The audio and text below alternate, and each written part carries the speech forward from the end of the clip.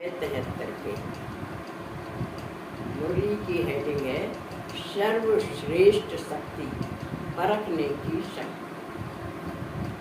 आपने सर्व शक्तियों के उसमें चित्र में देखा होगा कि अष्ट शक्तियाँ विशेष हैं, और उसमें भी आज बाबा कह रहे हैं कि अष्ट शक्तियों में भी सर्वश्रेष्ठ शक्ति है परखने की शक्ति। सर्व शक्तियाँ भरने वाली सर्वशक्तिवान शिव बाबा बोले। परमात्मा को याद करने से हमारे अंदर ये सारी शक्तियाँ आती जाती हैं। तो इनको देने का काम कौन करता है? परमात्मा। सर्वशक्तिवान परमात्मा है, और उनसे कनेक्शन जोड़ने से ये सारी शक्तियाँ हम बच्चों के अंदर आती हैं। तो सर्व शक्तियाँ भरने वाले सर्वशक्तिवान से बाबा बोले, सर्व शक्तियों में से विशेष शक्ति को जानते हो क्या? अपने को मास्टर सर्वशक्तिवान तो समझते हो ना? देखो, परमात्मा हम बच्चों को अपने ही समान बनाते हैं, इसलिए भक्ति में क्या कह देते हैं? देवी देवताओं को ही भगवान मान लेते हैं, क्योंकि भगवान इस समय अपने समान हम बच्चों के अंदर सारी गुण, कलाएं, विशेषताएं, शक्तियां भर रहे हैं। तो भक्ति में भगवान को भूल जाते हैं, और भगवान के बच्चे यानी देवी देवताओं को ही भगवान मान के पूजा करने लगते हैं। तो सर्व शक्तियों में से विशेष शक्ति को जानते हो? अपने को मास्टर सर्वशक्तिवान तो समझते हो ना? सर्व शक्तियों में से सर्वश्रेष्ठ शक्ति कौन सी है?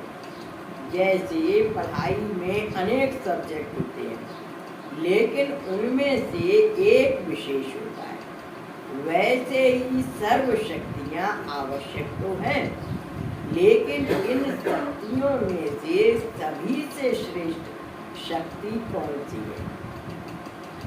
बाबा पूछ रहे हैं कि इन शक्तियों में से सबसे श्रेष्ठ शक्ति कौन सी है, जो आवश्यक है, जिसके बगैर महारथी व महावीर बनना मुश्किल है। मोस्ट इम्पोर्टेंट है वो कौन सी है तो सभी आवश्यक, एक का दूसरे से संबंध है, लेकिन फिर भी नंबर 1 जो सर्व शक्तियों को नजदीक लाने वाली है, वह कौन सी है? तो बच्चों ने जवाब दिया, परखने की शक्ति। तो बाबा कहते हैं सेल्फ रियलाइजेशन करना भी परखने की शक्ति है। सेल्फ रियलाइजेशन का मतलब है, सेल्फ माने अपने आप को, रियलाइज माने रियल माने वास्तविकता की आंख से देखना, आई माने आंख, और रियल माने वास्तविकता की आंख से देखना। तो सेल्फ रियलाइजेशन को हिंदी में कहेंगे स्वयं का अनुभव करना। तो सेल्फ रियलाइजेशन करना भी परखने की शक्ति। सेल्फ रियलाइजेशन का अर्थ ही है अपने आप को परखना व जानना। पहले बाप को परखेंगे तब जानेंगे या पहचान सकेंगे, और जब पहचानेंगे तब बाप के समीप व समान बन सकेंगे। नहीं, पहले तो बाप को भी जानना है। मैंने कहते हैं पहले अपने आप को जाना, खुद को जाना तो खुदा को जाना। पहले तो अपनी पहचान बताते हैं परमात्मा। सप्तदशमी किताब में पहला पाठ क्या है? खुद को जाना। आप ये शरीर नहीं हो, शरीर तो आपका रहने का मकान है, कार है, और आप इसमें आत्मा हो, तो आत्मा ड्राइवर है। तो पहले खुद को जाना, तो खुद को जाना तो खुदा को जाना, यानी भगवान कौन है? जैसे शरीर का पिता शरीरधारी, वैसे ही आत्मा का पिता परमात्मा। तो इस तरीके से बताते हैं। तो बाबा कह रहे हैं कि अपने आप को परखना व जानना। पहले बाप को परखेंगे तब जानेंगे या पहचान सकेंगे, और जब पहचानेंगे तब बाप के समीप व समान बन सकेंगे। दूसरा पाठ होता है भगवान के बारे में कि पिता कौन है। जब पिता को पहचान लिया, फिर उनके बारे में समझेंगे कि वो क्या कर्तव्य है उनके, परमात्मा क्या काम करते हैं, फिर उनके समान बनने का पुरुषार्थ करेंगे। तो बाप के समीप बस समान बन सकेंगे। परखने की शक्ति है नंबर 1। परखना, जिसको कॉमन शब्दों में पहचान कहते हैं। पहले पहले ज्ञान का आधार ही है बाप को पहचानना, अर्थात परखना कि यह बाप का कर्तव्य चल रहा है। पहले परखने की शक्ति आवश्यक है। परखने की शक्ति को नॉलेजफुल की स्टेज कहते हैं। जिसके अंदर परखने की शक्ति है तो उसको कहा उन्होंने नॉलेजफुल, यानी उसको सारा ज्ञान है। ज्ञान हम पहला पेपर है ना, सबसे पहले चार पेपर हैं। सबसे पहले ज्ञान, सेकंड योग, तीसरा धारणा, चौथा है सेवा। तो ज्ञान हमको नॉलेजफुल बनाता है, हमें सारा ज्ञान मालूम पड़ता है, तो इससे हमारे अंदर का सारा ज्ञान बढ़ जाता है, तब हमें पता लग जाता है। योग हमको पावरफुल बनाता है, अभी 2-3 दिन पहले वाणी में है। और धारणा हमको सक्सेसफुल बनाता है, और सेवा हमको ब्लेसफुल बनाता है। ये सबकी ब्लेसिंग मिलती है। तो इन चारों पेपरों का से हमारे अंदर ये 4 विशेषताएं आ जाती हैं। तो बाबा यही बात कह रहे हैं कि पहचान, जिसको कॉमन शब्दों में पहचान कहती है। पहले पहले ज्ञान का आधार ही है बाप को पहचाना, अर्थात परखना। यह बाप का कर्तव्य चल रहा है। पहले परखने की शक्ति आवश्यक है।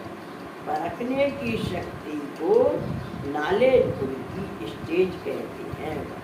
परखने की शक्ति का विस्तार क्या है और उससे प्राप्ति क्या क्या होती है, इस विषय पर आपस में रूह रेहान कर सकती हो।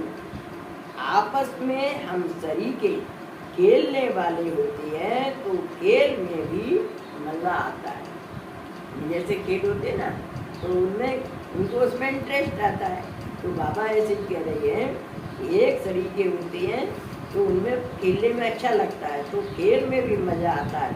खेल खेल में मेल भी हो जाता है। इस खेल में भी आपस में खेलते खेलते दोस्त बन जाते हैं। यहाँ पर भी लोग जाते हैं ना क्लास में, तो फ्रेंडशिप हो जाती है, दोस्त बन जाते हैं।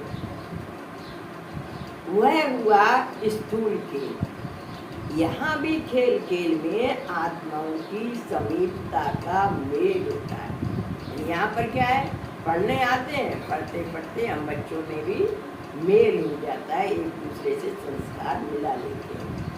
वह हुआ स्थूल खेल। यहाँ है खेल खेल में आत्माओं की समीपता का मेल होता है। आत्माओं के संस्कार स्वभाव का मेल होता है। फिर क्या होते हैं, संस्कार और स्वभाव ये एडजस्ट हो जाते हैं, तो मेल हो जाता है। खेल के साथी बहुत पक्के होते हैं, जीवन के अंत तक अपना साथ निभाते हैं। कोई कोई ऐसे होते हैं कि लाइफ लॉन्ग, जीवन के अंत तक अपनी फ्रेंडशिप को बरकरार रखते हैं, जीवन के अंत तक अपना साथ निभाते हैं। रूहानी खेल के साथ अंत तक आपस में मेल निभाते हो। अब बाबा कह रहे हैं कि रूहानी खेल के साथ अंत तक आपस में मेल निभाते हो, तब तो इस मेल की निशानी माला बनी हुई है। यहाँ मिलते हैं ना, उसकी यादगार क्या बनाई है, माला। तो बाबा कह रहे हैं कि यहाँ पर जो मेल मिलाते हो उसकी निशानी माला बनी हुई है। सभी बातों में जब अंत में एक दूसरे के समीप हो जाते, मेल हो जाता, तब दाना दाने से मिल माला बनती है। यानी देखो ना, माला में क्या होता है, एक दाना उसको दूसरा दाना, सब दाने एक ही साइज के होते हैं। अगर एक दाना बड़ा एक दाना छोटा हो तो माला सुंदर नहीं दिखेगी। ऐसे ही यहाँ पर है, हम सब क्या मिल करके एक दूसरे से अपने संस्कार मिलाते हैं। संस्कार मिलाने से हम सबकी नेचर एक बन जाती है, हम सब एक ही ड्रेस पहनते हैं, एक ही हमारा प्रोनाउंसिएशन ओम शांति, एक ही शुद्ध खान पान, एक ही नियम अमृत वेले उठना, तो हम क्या एक सीक्वेंस ही बन जाते, चाहे वो भारत का हो, चाहे लंदन हो, अमेरिका हो, कहीं पर भी रह रहा हो, लेकिन कोड ऑफ कंडक्ट हमारा पूरे विश्व भर में एक ही हो। तो इस तरीके से परमात्मा ने मालाएं बना दी। अब सबसे टॉप मोस्ट के स्टूडेंट हैं, उनकी अष्टरत्न की माला, फिर 108 की माला, फिर 16,108 की माला, फिर 9 लाख की माला, ऐसे करके लास्ट में फिर वो 33 करोड़ की माला बन जाती है। सब आत्माओं की गिनती 33 करोड़ हो जाती है। तो इसको बाबा कह रहे हैं कि हम एक दूसरे जो संस्कार मिलाते हैं, उसी मेल को माला का रूप दे दिया है। तो यह मेल की निशानी माला है।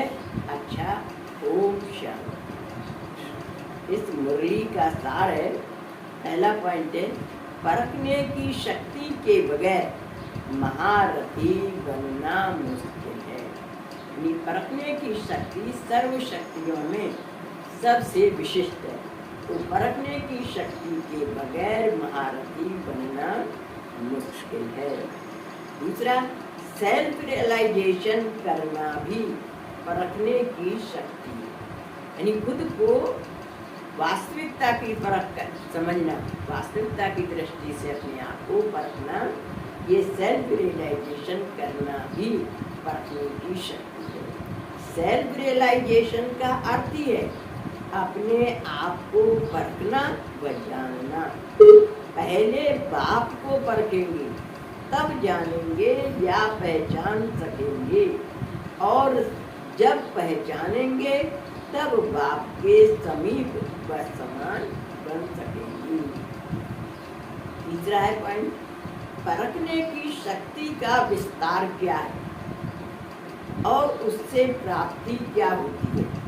परखने की शक्ति का विस्तार क्या है और उससे क्या प्राप्ति होती है, इस विषय पर आपस में रूह ध्यान कर सकती हूँ। इससे खेल खेल में आत्मा की समीपता का मेल होता है। जब अंत में सभी बातों में एक दूसरे के समीप हो जाती हैं, मेल हो जाता है, तब दाना दाने से मिल माला होती है। एक दूसरे के समीप हो जाती हैं, मेल हो जाता है, तब दाना दाने से मिल माला होती है। यानी फिर हम सब जब हमारी एक स्वभाव संस्कार बन जाती है, तो ऐसे रूप माला में कन्वर्ट हो जाती है। तो इसी को उन्होंने आज सबसे मेन इम्पोर्टेंस दिया है, परखने की शक्ति और सबके स्वभाव संस्कारों के मिलन की यादगार माला लगाई है। छोटी सी मुरली आज